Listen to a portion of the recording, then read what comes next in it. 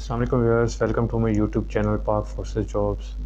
Viewers, GHQ Rawalpindi में jobs announce हुई हैं। LDC, UDC, assistant security guard, driver, इस तरह की तमाम वैकेंसीज़। तो ये वो तमाम वैकेंसीज़ हैं जो पिछले कई सालों से पीओ बॉक्स नंबर 750750 के एड्रेस पे हम भिजवाते थे, लेकिन अभी इन्होंने इनका प्रोसीजर चेंज कर दिया है। इस वीडियो में मैं आपको बताता हूँ सबसे पहले वैकेंसीज़ इन्होंने ऊपर आप देख सकते हैं कि जॉब्स जो है वो जनरल हेडक्वार्टर जीएचक्यू में एज सिविलियन एम्प्लॉय का लिखा हुआ है। इसमें जो पहली पोस्ट है वो असिस्टेंट की है, जिसमें ग्रेजुएट मांगी हुई है, टाइपिंग स्पीड 20 वर्ड पर मिनट। तो इसमें आप वैकेंसीज़ देख सकते हैं। पंजाब की 11 है, मेरिट की 1 है, सिंध की जो है टोटल 4 हैं, केपीके की 2 हैं, बलूचिस्तान की 2 हैं, एक्सफाटा 1 है, जीबी 1 और आज़ाद जम्मू कश्मीर की भी 1 है।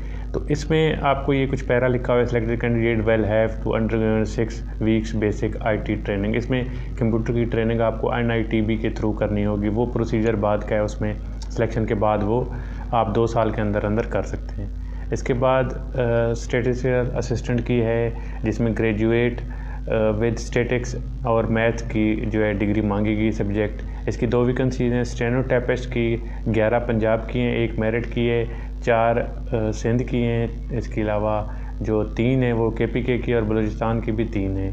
इसी तरह एजेके की 1 है। इसमें इंटरमीडिएट मांगी है। 80 वर्ड आपकी शार्ट हैंड की स्पीड होनी चाहिए, जबकि टाइपिंग स्पीड आपकी 40 वर्ड पर मिनट होनी चाहिए। इसी तरह यूडीसी जो कि बीपीएस 13 में चला गया, अभी इसके लिए इंटरमीडिएट मांगी है इन्होंने और 25 वर्ड पर मिनट मांगी है। तो इसकी भी वैकेंसीज आप देख सकते हैं। इसके अलावा जो इनके पास फ़ोटोग्राफ़र की वैकेंसीज आई हैं, उसमें मैट्रिक की डिग्री इन्होंने मांगी है। 3 से 4 या 5 साल का एक्सपीरियंस भी मांगा है फ़ोटोग्राफ़ी में। जो भाई फ़ोटोग्राफ़ी करते रहे या किसी शॉप पे करते रहे, उनको एक्सपीरियंस सर्टिफिकेट भी बनवा के ले जाना पड़ेगा। ये देखिएगा।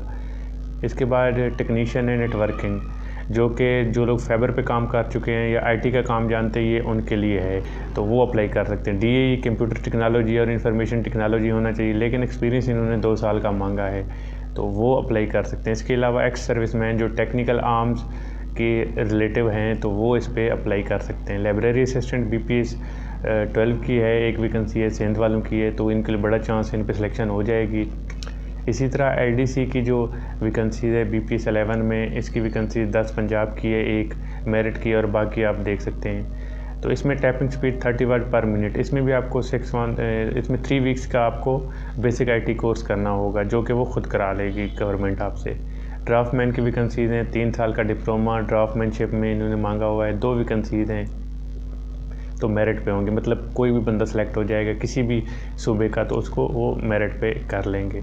इसके अलावा जो वैकेंसीज अनाउंस हुई हैं, तो ये आप वो भी देख सकते हैं कि जिसमें सुपरवाइज़र की है, एस्टिमेटर की है, कुक और ट्रांसलेटर। तो ट्रांसलेटर के भी लास्ट ईयर भी यही हुआ था पिछली इंडक्शन में कि बहुत कम लोग मिल रहे थे। इसी के अलावा कुक के लिए 5 साल का एक्सपीरियंस होना चाहिए। आर्मी या नेवी इनमें से किसी होगा उसको प्रेफर करेंगे।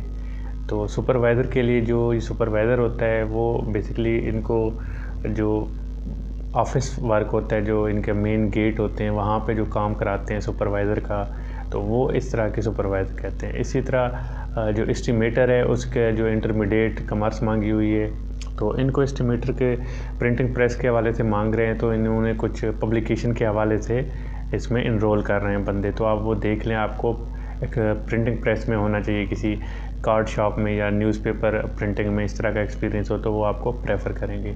तो इसके अलावा जो ये तमाम वैकेंसीज़ हैं, इन पे सिर्फ़ और सिर्फ ऑनलाइन अप्लाई करना है। इस दफ़ा इन्होंने चेंज कर दिया है कौन सी वेबसाइट पे ऑनलाइन अप्लाई होगा और उसकी जो है वो तरीक़ाकार क्या है, वो भी मैं आपको आगे इस वीडियो में चल के बताता हूँ। तो ये वैकेंसीज़ हैं। तो इसमें कुक के अलावा भी जो लोग सिक्योरिटी सुपरवाइज़र और सिक्योरिटी गार्ड के लिए जो अनाउंस कर रहे हैं, उसका क्राइटेरिया भी मैं बताता जाऊं कि, और उन्होंने इसमें वाज़े लिखा है, जो इनका क्राइटेरिया आप देख सकते हैं। सिक्योरिटी सुपरवाइज़र का FFSC होना चाहिए, 1 साल का एक्सपीरियंस होना चाहिए सिक्योरिटी गार्ड का।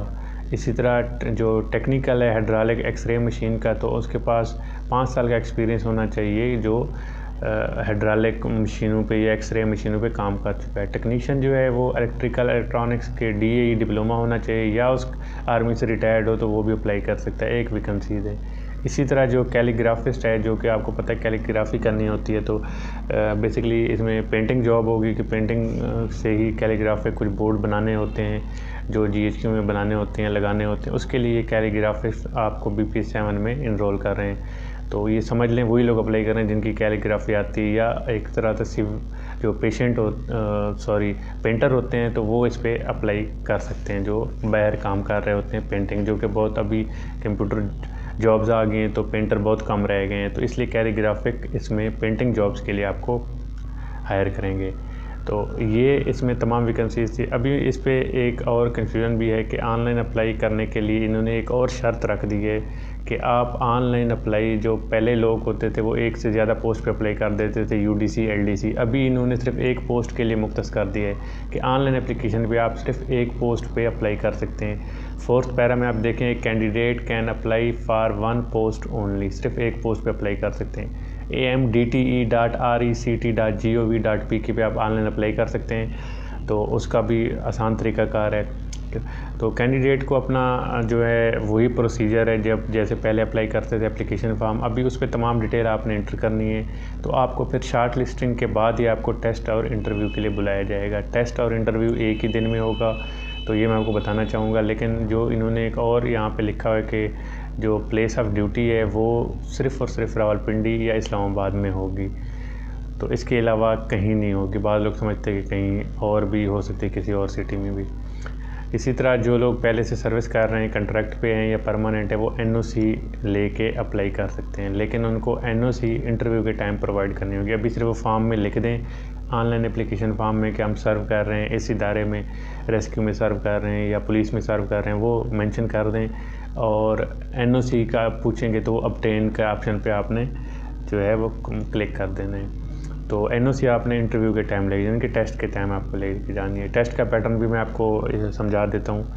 तो उसके अलावा जो इन्होंने कुछ और इंस्ट्रक्शन लिखी हुई है कि एज रिलैक्सेशन 15 साल की है उन लोगों के लिए जो रिटायर्ड हैं, यानी कि एक्स सर्विसमैन हैं।